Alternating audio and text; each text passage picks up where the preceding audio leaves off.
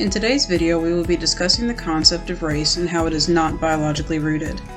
In today's society, the concept of race has turned into a controversial topic for some populations. People make assumptions about other people simply based on their physical features.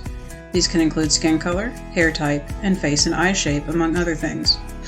In the 1960s, M.T. Newman found that genetic traits are not completely connected to the physical traits used to describe and classify race. This shows that the main issue with racial assumptions is that people are taking these physical traits and misinterpreting them as someone's race when they are actually a product of that person's ethnicity. Although ethnicity is primarily based on cultural factors, many physical traits are rooted in different cultures due to the locations in which they were practiced.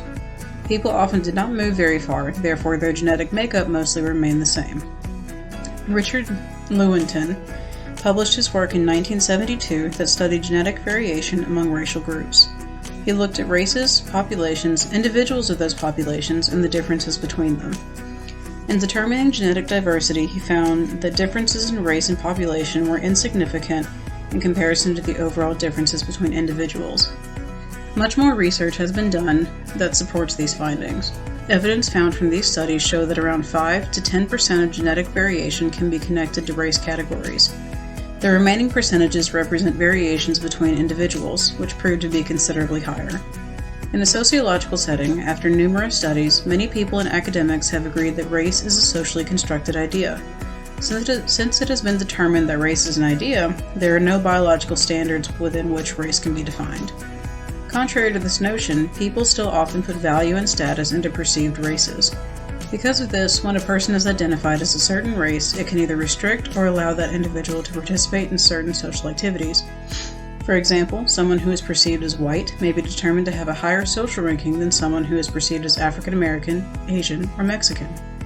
Notice that the last three perceived races are based on country of origin, unlike the description of someone who is white.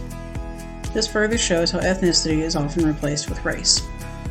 In a biological setting, the side of the spectrum that someone is on can cause their overall health to either increase or decrease based on the presence of different social stressors. People given certain racial profiles are more likely to have certain health issues. Based on studies, researchers have found that these social and environmental stressors are the root cause of some health issues rather than someone's genetic makeup from their perceived racial status. In conclusion, the scientific research that was conducted found that traditional race definitions are not linked to genetics, as they were originally believed to be. In reality, even though we may look very different, we are biologically very similar. For more on other interesting topics, please visit Biocultural on Twitter and Instagram.